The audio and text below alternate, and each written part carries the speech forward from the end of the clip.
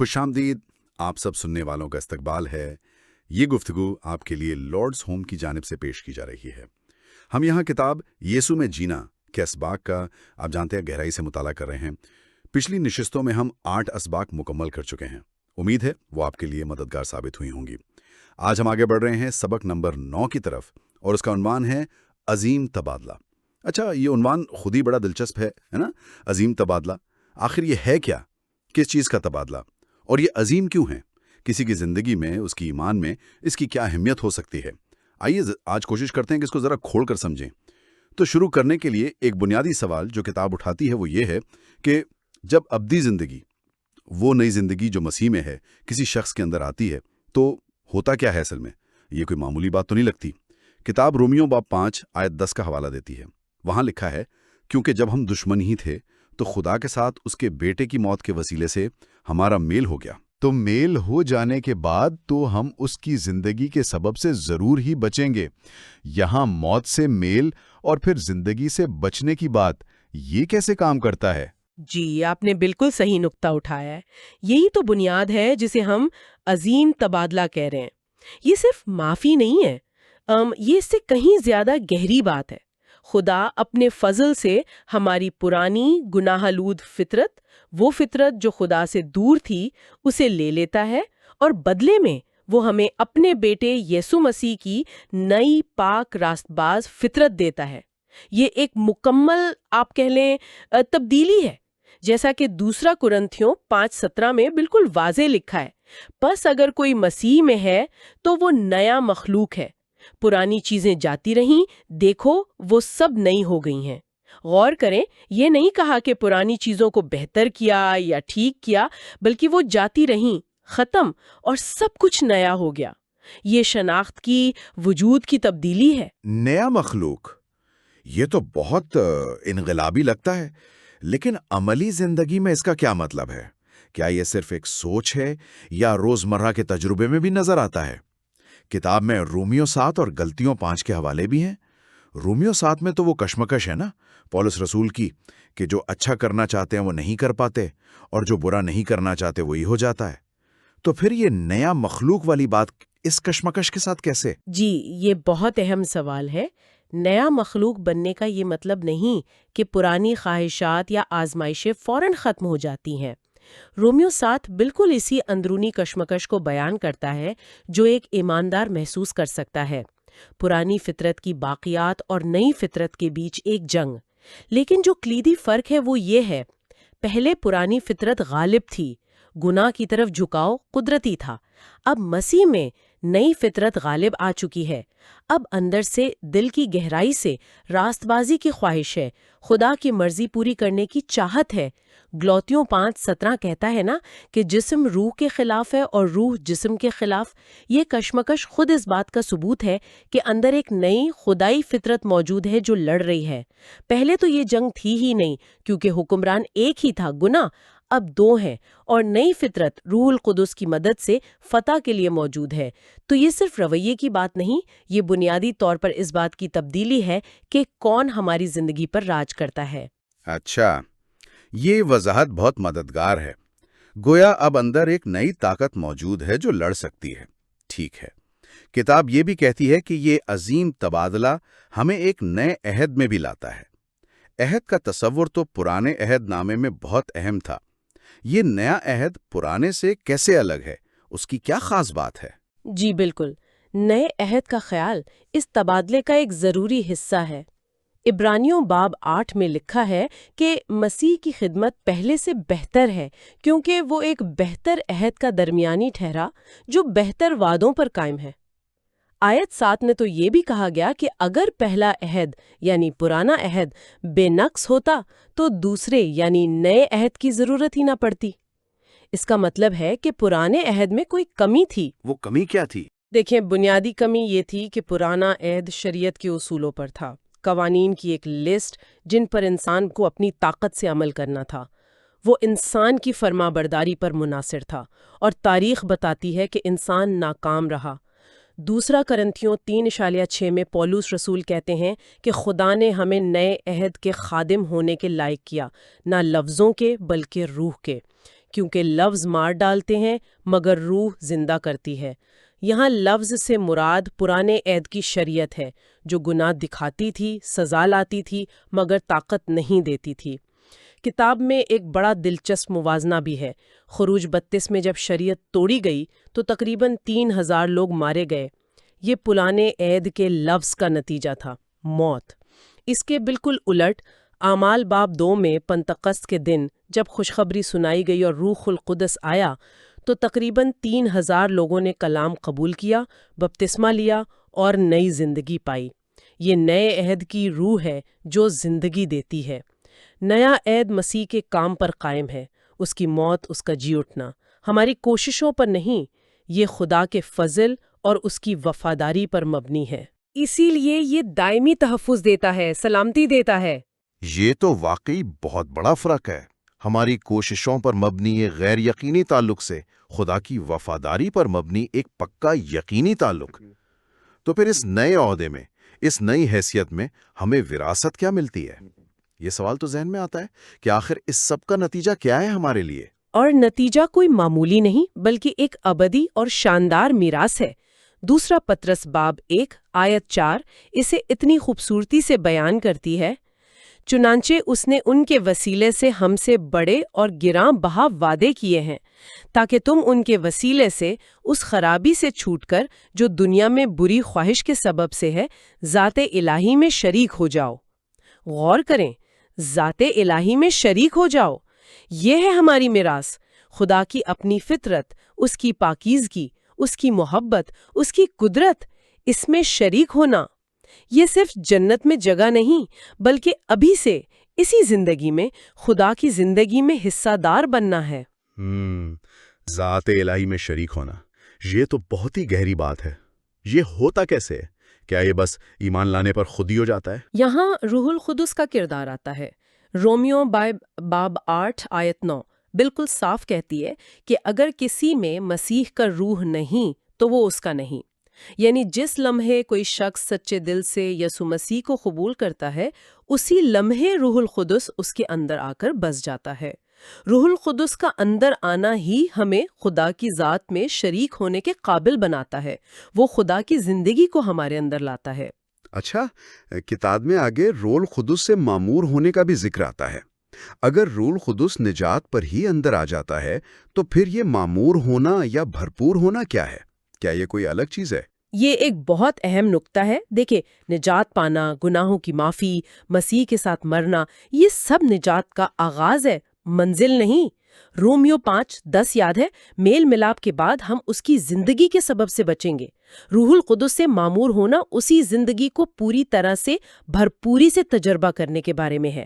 ایسے سمجھیں کہ آپ کے پاس ایک بہت طاقتور گاڑی ہے، روح القدس آپ کے اندر ہے، لیکن معمور ہونا اس گاڑی کو پوری رفتار سے چلانا ہے، اس کی پوری طاقت کو استعمال کرنا ہے۔ یہ کوئی ایک دفعہ کا تجربہ نہیں بلکہ ایک مسلسل عمل ہو سکتا ہے، اپنی زندگی کو روح القدس کے اختیار میں، اس کی رہنمائی میں دینا۔ تو روح القدس ہماری زندگیوں میں کرتا کیا ہے جب ہم اس سے معمور ہوتے ہیں یا اس کے اختیار میں چلتے ہیں؟ کتاب میں تو کافی لمبی فہرست ہے۔ جی ہاں، کتاب روح القدس کے کاموں کے بہت سے پہلوؤں کو سامنے لاتی ہے۔ یہ اس نئی زندگی کی حقیقت کو ظاہر کرتے ہیں۔ چند اہم باتیں یہ ہیں۔ پہلا تو وہ زندگی اور قوت دیتا ہے، روحانی زندگی بھی اور گواہی اور خدمت کے لیے طاقت بھی۔ وہ اندرونی قوت جو ہمیں وہ کرنے کے قابل بناتی ہے جو ہم خود نہیں کر سکتے۔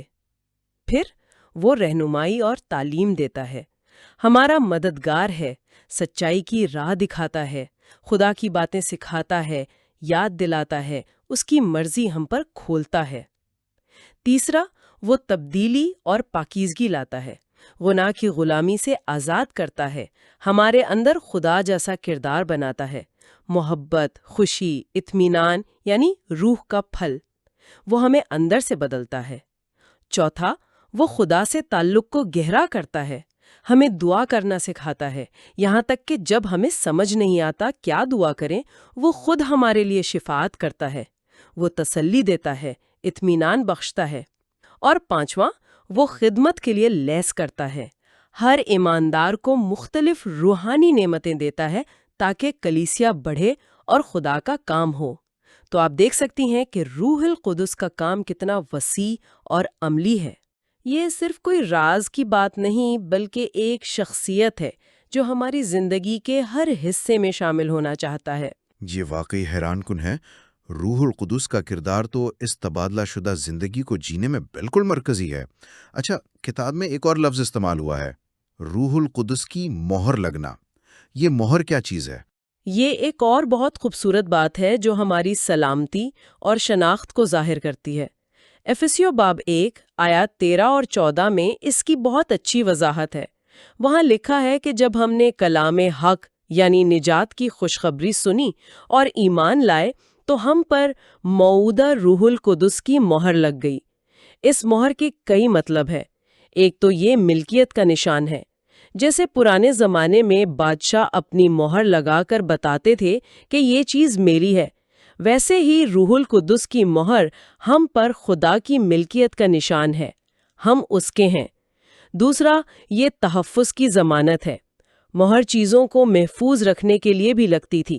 یہ ہماری ابدی سلامتی کی گارنٹی ہے کہ خدا ہمیں محفوظ رکھے گا۔ تیسرا، یہ توثیق ہے یعنی تصدیق ہے کہ ہم واقعی خدا کے فرزند ہیں، ہمارا ایمان سچا ہے۔ اور چوتھا، یہ بیانہ ہے یعنی ڈاؤن پیمنٹ۔ آیت 14 کہتی ہے کہ روح القدس ہماری میراث کا بیانہ ہے اس وقت تک کے لیے کہ خدا کی ملکیت کی مخلصی ہو جائے۔ بیانہ اس بات کی گارنٹی ہوتا ہے کہ باقی قیمت بھی ملے گی۔ روح القدس ہمارے اندر خدا کی موجودگی کا پہلا حصہ ہے، جو اس بات کی ضمانت ہے کہ ہمیں اپنی پوری میراث یعنی مکمل نجات اور جلال ضرور ملے گی۔ واہ! گویا یہ مہر ہماری شناخت، ہماری سلامتی، ہمارے مستقبل، سب کی پکی ضمانت ہے۔ اچھا، اب تک ہم نے زیادہ تر روحانی باتوں پر غور کیا ہے، نئی فطرت، نیا عہد، روح القدس، ابدی میراث۔ کیا اس نئی زندگی کا، اس عظیم تبادلے کا ہماری روزمرہ کے عملی، مادی ضرورتوں سے بھی کوئی تعلق بنتا ہے؟ بالکل۔ یہ تبادلہ صرف روحانی دنیا تک محدود نہیں، یہ ہماری پوری زندگی کا احاطہ کرتا ہے۔ فلپیوں باب 4 آیت 19 میں پولس رسول کتنے یقین سے کہتے ہیں، میرا خدا اپنے اس دولت کے موافق جو جلال کے ساتھ مسیح یسوع میں ہے تمہاری ہر ایک احتیاج رفع کرے گا۔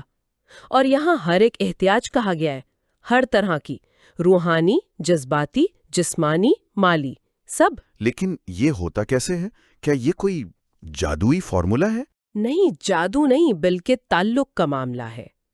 رومیوں باب 8 آیت 32 ایک بہت مضبوط دلیل دیتی ہے۔ جس نے یعنی خدا نے اپنے بیٹے ہی کو دریغ نہ کیا بلکہ ہم سب کی خاطر اسے حوالہ کر دیا، وہ اس کے ساتھ اور سب چیزیں بھی ہمیں کس طرح نہ بخشے گا۔ منطق یہ ہے کہ اگر خدا نے ہمارے لیے سب سے بڑی قربانی دے دی، اپنا بیٹا، تو کیا وہ ہمیں باقی چھوٹی چیزیں یعنی ہماری ضرورتیں نہیں دے گا؟ یقیناً دے گا، اور یہ سب کچھ مسیح یسوع کی پہچان سے جڑا ہوا ہے۔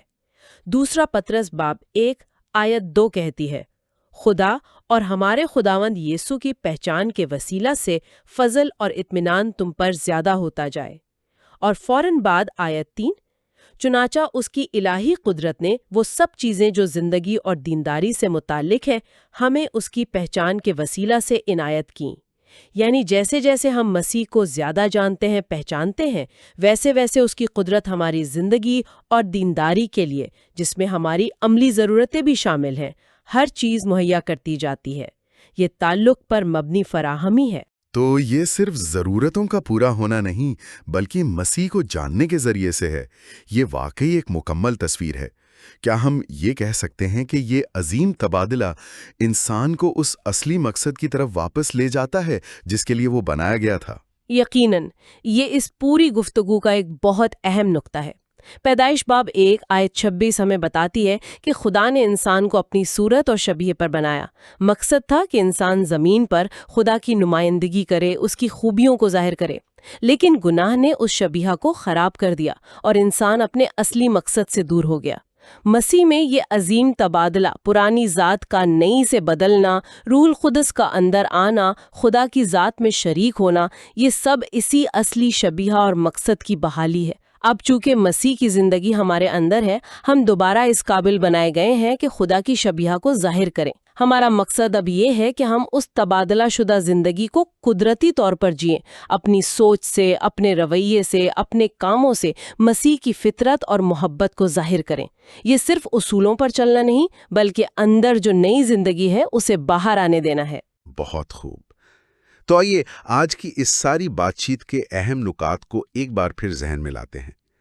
ہم نے دیکھا کہ عظیم تبادلہ کا مطلب ہے خدا ہماری پرانی گناہ والی فطرت لے کر ہمیں مسیح کی نئی راز باز فطرت دیتا ہے۔ جی، اور یہ ہمیں ایک نئے عہد میں لاتا ہے جو خدا کی وفاداری اور فضل پر مبنی ہے، ہماری کوششوں پر نہیں۔ بالکل، اور اس نئی زندگی کو جینے کے لیے روح القدس ہمارے اندر بستا ہے، ہمیں معمور کرتا ہے، رہنمائی دیتا ہے، قوت دیتا ہے۔ اور ہمیں ذات الہی میں شریک ہونے کی ابدی میراث ملتی ہے، جس کی ضمانت روح القدس کی مہر ہے۔ صحیح، اور مسیح کی پہچان کے وسیلے سے ہماری تمام روحانی اور عملی ضرورتیں بھی پوری ہوتی ہیں۔ اور سب سے اہم، انسان کا وہ اصلی مقصد بحال ہو جاتا ہے جس کے لیے اسے بنایا گیا تھا، خدا کی شبیہ پر ہونا اور اسے ظاہر کرنا۔ یہ واقعی پرانی ذات کا مسیح میں نئی زندگی سے ایک عظیم تبادلہ ہے۔ بالکل درست کہا، اور شاید سب سے بنیادی نقطہ یہ ہے کہ یہ صرف حیثیت کی تبدیلی نہیں، یہ حکمرانی کی تبدیلی ہے۔ پہلے گناہ اور پرانی فطرت کی حکمرانی تھی، اب اس تبادلے کے بعد مسیح کی فطرت اور روح القدس کی قوت ہماری زندگی کی رہنما اور حکمران بن جاتی ہے۔ یہ ایک ایسی بنیادی تبدیلی ہے جو زندگی کے ہر فیصلے، ہر رشتے، ہر کام پر اثر انداز ہو سکتی ہے، اگر ہم اس نئی حقیقت میں جینا سیکھ لیں۔ یہ واقعی ایک گہری اور زندگی بدلنے والی سچائی ہے۔ آج کی گفتگو کو سمیٹتے ہوئے ایک آخری سوچ جو سننے والوں کے لیے چھوڑنا چاہوں گا، یہ جاننا اور واقعی اس پر یقین کرنا کہ یہ عظیم تبادلہ آپ کی زندگی میں ایک حقیقت بن چکا ہے۔ یہ علم آپ کے روزمرہ کے چیلنجز کا، آپ کے خوف کا، آپ کی کمزوریوں کا، آپ کے فیصلوں اور تعلقات کا سامنا کرنے کے انداز کو عملی طور پر کیسے بدل سکتا ہے، اس پر غور کرنا یقیناً بہت فائدہ مند ہوگا۔ اگر آپ کو آج کی یہ گفتگو مفید لگی ہے اور آپ آئندہ بھی یسوع میں جینا کتاب کے اگلے اسباق پر ہماری گفتگو سننا چاہتے ہیں تو براہ کرم اس چینل کو سبسکرائب کریں، اور اگر آپ سمجھتے ہیں کہ یہ باتیں کسی اور کے لیے بھی مددگار ہو سکتی ہیں تو اسے ضرور دوسروں کے ساتھ بھی شیئر کیجیے گا۔ ایک بار پھر یاد دہانی کراتا چلوں کہ یہ گفتگو لارڈز ہوم کی طرف سے آپ کے لیے پیش کی گئی۔ اگلی نشست تک کے لیے اجازت دیں۔